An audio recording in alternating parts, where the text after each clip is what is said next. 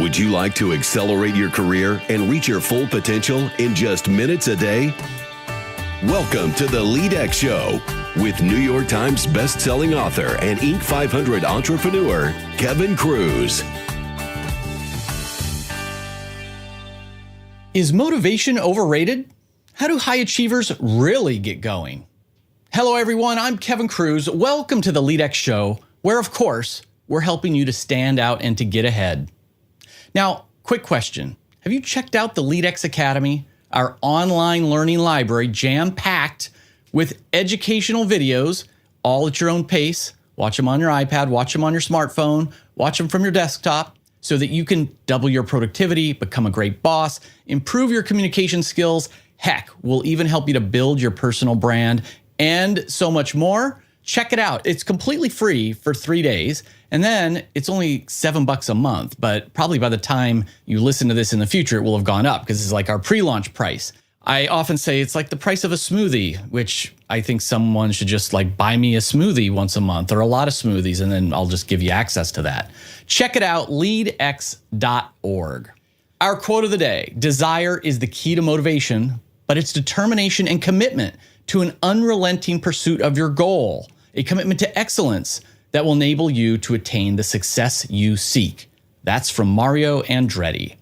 Our guest today is an Inc.com contributing editor, keynote speaker, LinkedIn influencer, and author. His new book is The Motivation Myth: How High Achievers Really Set Themselves Up to Win. Our guest is Jeff Haden. Jeff, welcome to the show. Thanks, Kevin. My favorite employee engagement guru. I'm glad to be here. Well, we are going to have some fun chatting about your new book in just a second, but I sort of a tradition. I always start with the same first question around failure, because I believe failures are stepping stones. We learn from our failures. So I want to be selfish. I want to learn from one of your failures. You got something you can share with us? Wow. Geez. One from column A or one from column B? All right, here, I'll give you a really dumb one. This is an embarrassing one. I was working for a Fortune 500 company. I was in a supervisory position in a certain department, really liked my job. There was an opening in another department, and they were interested in me going to that department. It was a lateral move. So I was half interested, half not. Had to be interviewed, though, by some of the employees in the department, which seemed a little odd to me, but that's okay. And time got away from me that day. I'd gotten tied up in a couple problems, hadn't had a chance to eat lunch. It's 2:00. So I went to this interview, and I apologize, but I ate my lunch during the interview. so now, guess whether I got the job. Guess you didn't get that job.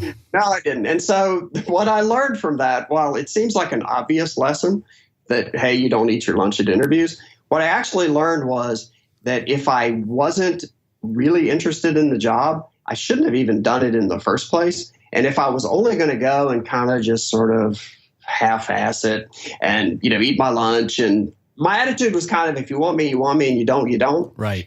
And that was the wrong way to go. And so every time I get ready to put less than my best foot forward, oddly enough, I think back to that and think, okay, do you want to do this or not? And if you do, you owe it your best. And you owe the people that you are going to talk to or deal with, you owe them your best as well. And if you can't do that, then don't go do it. Yeah, I love that. It's like, it's a lot more, it means a lot more than just whether you bring a sandwich or not, right? It's like, if you care about it, don't bring the sandwich or something. Yeah, the sandwich was the symptom. Exactly. There was a much larger ego problem there. So, Jeff, I mentioned already, your new book is The Motivation Myth: How High Achievers Really Set Themselves Up to Win. So let's just start, what's the big idea of your book?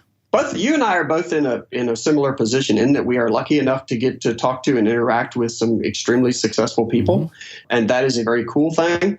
And so we also are in a situation where we talk to lots of people who don't feel as successful as they would like to be, or who maybe feel stuck, or who, haven't achieved some of the things that they hope to achieve. And so one day it just hit me that out of all the successful people I talked to, none of them ever pointed to this one moment where they had this burst of inspiration, or this lightning bolt, I like to call it, of this is my purpose, this is my passion, this is all the motivation I need to carry me on this long journey to some success that I hope to achieve. None of them had that.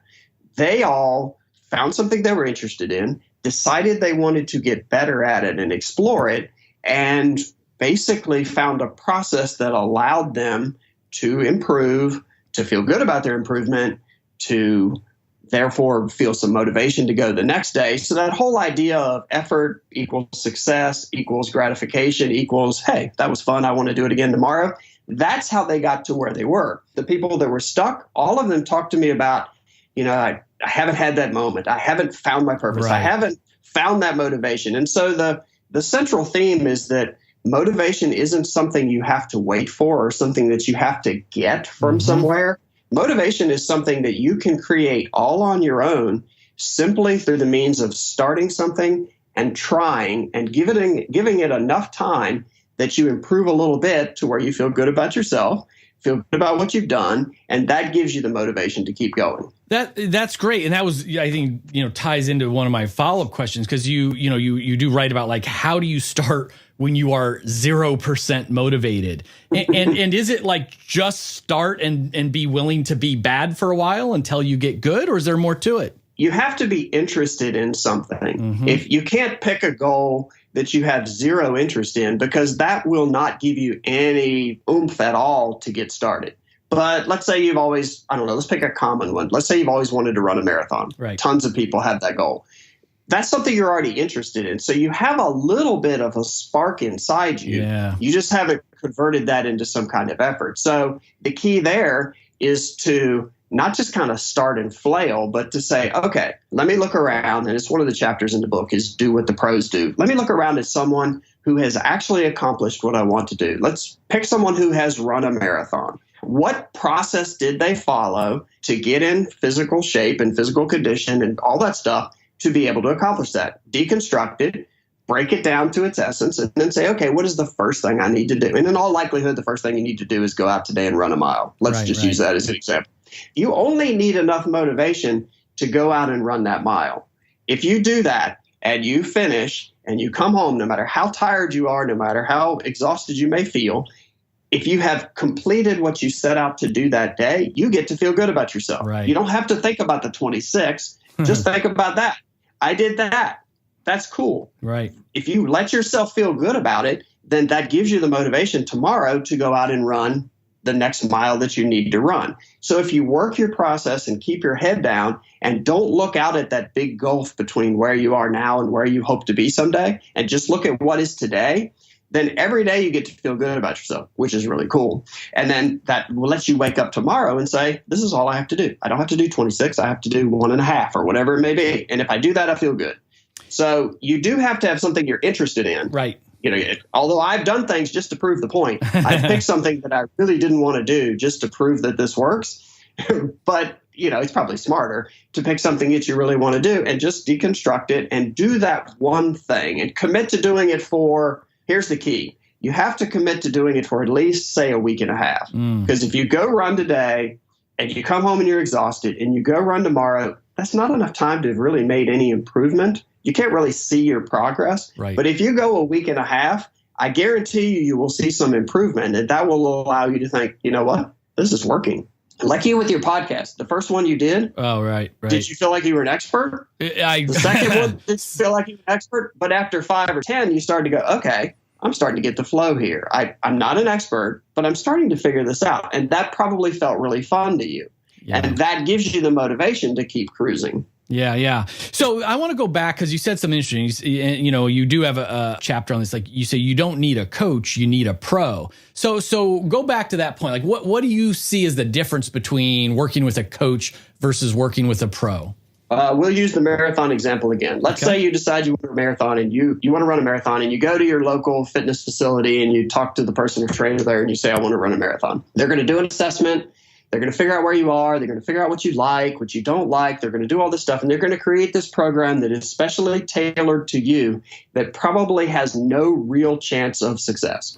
Whereas, seriously, because you've added all these qualifiers to it. If you want to accomplish something really hard, there are certain things that you have to do in order to get there. If you want to be a really good salesman, but you don't think you need to talk to people, well, you're never going to get there. Right. So the key is to pick someone, if at all possible, pick someone who has done the thing that you want to do because they know what really is involved. They know what you need to do. They're not going to sugarcoat it.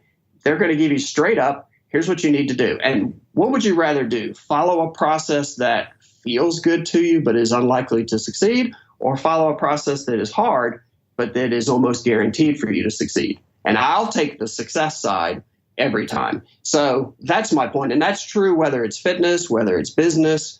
If you're trying to build a business, talk to people that have actually built a business that can tell you what to do. If whatever it may be, if you're going to be a speaker like you, talk to somebody that's actually spoken, and what they learned, and they'll tell you what you have to do. And it will always seem harder than what you want to do. And that's a good thing. That's a really good signal, because if it's harder than what you expected, that means it's probably going to work. Yeah. And Jeff, I think it's just as this is for the listeners out there, like we seem to be in a little bit of an internet marketing bubble right now where everybody claims to be a coach in something, and they want for $1,000, $2,000, they're going to take your money and they'll coach you over the internet. And what surprises me is like the people who say, I'm going to be your social media coach. I'm a marketing guru. I'm going to show you how to, explode your Facebook likes or Instagram likes. And then you go to their own profiles and they've got, 100 followers, or all the people that are going to tell you, how to become multimillionaires in no money down real estate. And yet they're not multimillionaires themselves. And I know that there's a difference between like knowing how to get to the moon and then actually having walked on the moon. But still, why wouldn't you get your advice from someone who has actually gone through it, has actually done it? And in this day and age, it seems like 9 out of 10 of the coaches out there are telling people stuff that they've never done themselves. Right. A good example of that is I decided I wanted to ride this Gran Fondo cycling. It's like 100 and some miles, 4 mountains, 11,000 feet of climbing. I had 4 months to train, and I had not ridden a bike. And so I went to a local guy that he's a mountain bike professional. He's won world championships. He's won national championships. In the mountain biking world, he's a big, big deal. And I said, I want to ride this event. If you were me, what would you do? First thing he did is laugh. Second thing he did was say, not try. And I said, no, seriously. And he said, all right, so if you're starting from where you are and you want to do that, I'll give you a plan, but you have to follow it. And if you're not following it, don't call me and tell me it's not working. And so my first day, I had to go ride for 3 hours. Oh. This is from zero. And I looked at it and I looked at him and he said, you don't have enough time to ease your way into this. Yeah. You're just going to have to go. And I thought, okay.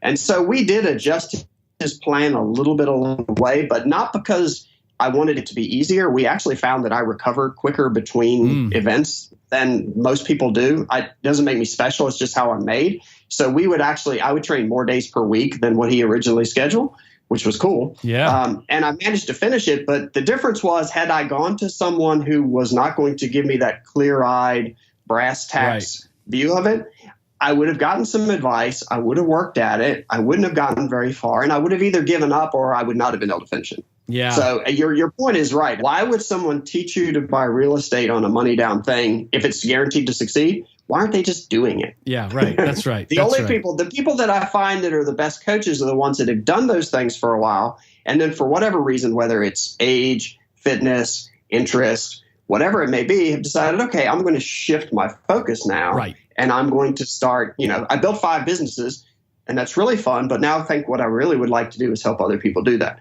That's a cool coach. Right. The guy that just went to school and comes out and hangs out his shingle and's never actually done it himself, that would make me wonder. And I'm sure there are some of them out there that are great, but that's not the approach that I would take. Yeah. And so here's a final question for you. You have an interesting section of the book. You say there's one question that provides nearly every answer. Okay. That one's based on Herb Kelleher. He's the CEO of Southwest, and he has to make, zillions of decisions a day. But basically, he frames them all using the one question, which is, will this help make Southwest the low-cost provider? If it's yes, then they'll explore it. If it's no, he deletes it. So you can apply that same framework to anything you're trying to accomplish. If you want to run a marathon, we'll use my example again. Yeah. If you decide that, I don't really feel like training today, is that what someone would do that runs marathons? No. Right. So you don't. If you're trying to lose weight, is eating 3 desserts what someone would do? No. If you're trying to build a business, is treating a customer shabbily what you would do? No. So you can, if you pick out the underlying theme of what you're trying to accomplish and use that to layer it in, you can make all kinds of decisions really, really easily. Doesn't mean it's easy to follow through, because sometimes the right thing is the hard thing, but it does make it easy to make the decision of, what should I do here? Should I do this or this? And if you boil it down that way, it does get to be really simple.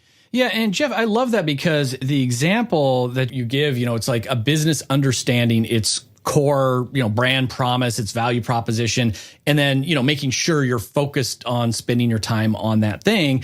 And that's great for all the business people out there. I think this is, great for, as you described, all these behavior change things, will sitting on this couch help me to run this marathon instead of training? No. Okay. So don't do it. And I think even in the day-to-day world of our lives, when we're so busy, it's almost like that. It's just getting clear on your priorities. There's always going to be more things to do than we have time to do. And if you can get clear on your daily, weekly, or even monthly, most important goal, most important task, then you just ask that question. Is this thing that's on my calendar, or this meeting is this meeting that I've been invited to, going to help me to achieve, that primary goal? And if no, all right, you then try to get out of it. And I think that's a really powerful way to look at it. One of the ways that works for me, because I'm not a confrontation kind of guy. I hate confrontations, but I used to say to myself, when I was in a leadership position, there were conversations that I wanted to avoid. It is not always fun to have the hard conversations with employees, but I would think, okay, but is that what a good leader would do? Right. Would a good leader walk past this? And I would think, no. And, it ends up framing it again as the right thing to do was probably the hard thing to do, but it's the thing that feels good when you're done. Whereas that avoiding thing never feels good, and you're always stuck with lingering. So, Jeff, how can listeners find out more about you and, of course, your new book, The Motivation Myth? I've always wanted to say this. My book is on sale wherever books are sold. Sounds so good, doesn't it? It's got to feel good. I guess so. My website's jeffhaden.com. I write for Inc. magazine. If you go to Inc. and then search my name, you'll find about 1,500 articles. And I'm on LinkedIn. I'm an influencer, which is the only time I'll ever be on the same list with Richard Branson and Bill Gates. But I engage with people there. So if you want to either connect or follow, I actually do respond. That should be plenty. I love that, Jeff. And we'll put all the links in the show notes and, of course, in the articles that come from this. Jeff, thanks again for coming on to the LEADx Show. Thank you, Kevin. If you ever want me again, I'm there. Awesome. LEADx family, that wraps up another episode filled with leadership advice. But before I go, I hope you remember that at LEADx, we're on a mission to give free leadership training and professional development to everyone, anywhere, at any time. Visit leadx.org to check out our free course of the day and our weekly live webinars. And for your friends and colleagues who are managers, they lead people, let them know that they can get over 30 best-in-class management training courses on demand at their own pace at leadx.org for a ridiculously low investment of $7 per month. This is our public beta pre-launch pricing, and that quadruples really soon. Check out the LEADx Academy at leadx.org. And if you're the kind of person who always says thank you, then please take 1 minute, it's actually less than a minute, and go leave a rating for the LEADx Show on iTunes. Just go to leadx.org/subscribe, and it's going to bounce you to the right page on iTunes. You can just click some stars, maybe click that subscribe button, and if you have 20 more seconds, you could write a 1-sentence review of the show. It's the single best way for us to build our family. And of course, because leadership is influence, and we are leading all of the time, it's a question of, are you leading in a positive direction or a negative direction? I implore you to be mindful with your influence, to be mindful with your leadership. How will you lead today?